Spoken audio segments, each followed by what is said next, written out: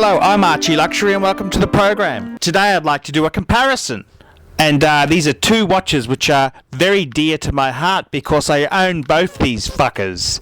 And the pieces I'm talking about are the Breguet Type 20 Transatlantic and my Omega Speedmaster Man on the Moon. Now, I did a comparison between the Breguet and the Daytona, and many people came back and said, "Oh, Archie, you're just crying over spilt milk because you can't afford the Daytona, blah, blah, blah, blah, blah." And it's all fucking bullshit.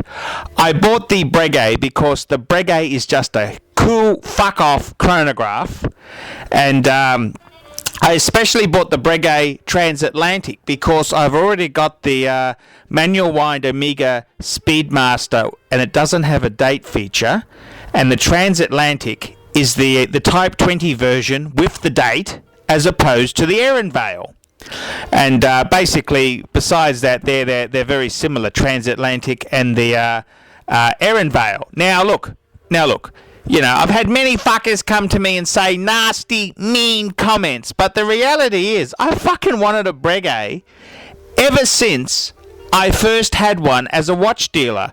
And I was selling pieces for a dealer I was working with, and he was a friend of mine, and fuck, I saw the first Breguet and I thought, fuck, this is amazing. And I just couldn't believe that it was so affordable. And times are starting to go good for Archie, touch wood, and you know, I thought, well, fuck it, I want to buy some pieces that really mean a lot to me, and I thought, well, you know, I'd really love to get a Breguet, and just such a strong brand. You know, Napoleon Bonaparte wore a Breguet, Winston Churchill, you've got the head of the Russian Orthodox Church, Patriarch Cyril, he wears a Breguet. All good military dictators and leaders and, you know, royalty have worn Breguet. So, I mean, it really does attract me to the brand. And I gotta say, you know, I really don't want to own a fucking Daytona. Okay, for that money, if I had Daytona money, which is, you know, I could buy a Daytona, I could sell a few pieces and get a Daytona. But fuck, that's not what I'm trying to do. These are things that I like. And I love the Breguet, and I think the fact that it's good bang per buck is, you know, just fantastic. And I love the way the Breguet flies under the radar. I mean, it's a brand which only a WIS, W-I-S, you know, would fucking appreciate. And that's kind of cool. I'm just sick of, you know, hoi polloi and Rolex. And the longer I've been making the Archie channel clips and videos, you know, I gotta say this honestly to you, I really fucking despise Rolex, and it's because of the recognition. And I gotta say this honestly, even Patec's starting to go that way, and I like things that fly under the radar. You know, that gives me the biggest smile on my face. And the Breguet, I love the 1950s, just the way they've designed the whole piece. Just, you know, and people have said to me, oh, it's not really a true Breguet. Well, fuck you. It's got the beautiful Breguet numerals. It's got the coin edging on. Just so many features I love about this piece. And it's as pompous as Archie himself. But let's go back to the comparison. And these are both good pieces because they've got some similarities. Number one, they're both very good value for money on the second-hand market. And, you know, you can buy a really, really top minty Omega Speedmaster Man on the Moon. And I've just bought a 2004 model with the newer bracelet. And I paid about the 2,200 Aussie dollar mark. That's for a minter.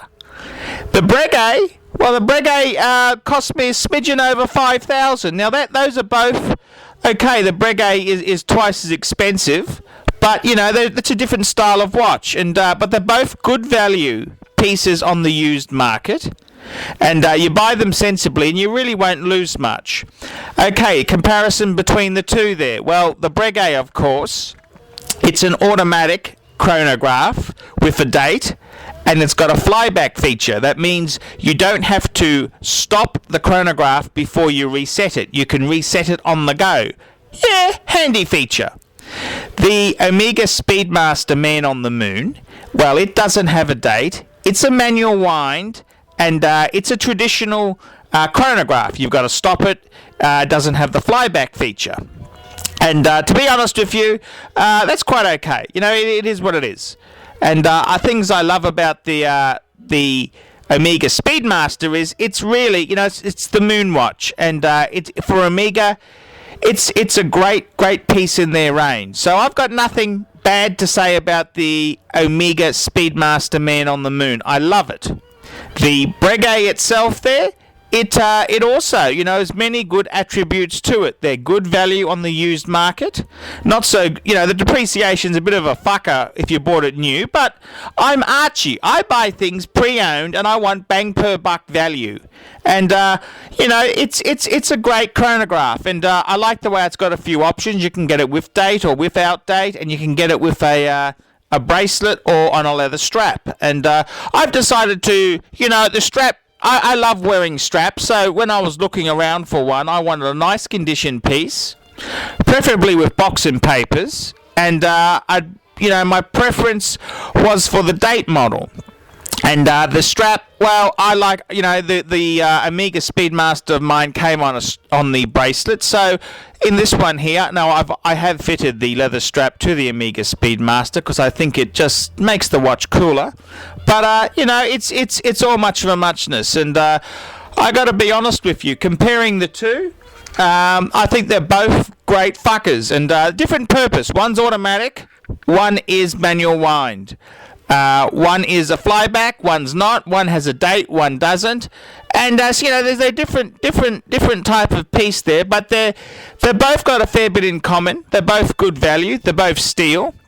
They both have their heritage from about the 1950s. See, the Breguet came out as a watch for the French Air Force, and the original Speedmaster, it came out late 50s. So they're quite in, you know, they've got quite a bit in common with each other. And the original Breguet was a manual wind, the Type 20, I should say. It was a manual wind, but you know, it's nice. It's nice. I think they're both two wonderful watches there, and you know, I think they're both really good pieces. Okay, if I had a choice between one, if I could only have one, well, I gotta say, personally, I'd probably pick the Breguet. The Breguet, you know, the brand is just superb, and I love owning a Breguet, but I gotta be honest with you there. I think both of these pieces I would open the watch box up and put on any day of the week. You know, I'd have no problems putting the Breguet on and no problems putting the Omega Speedmaster Man on the Moon. Which one do I love more? Well,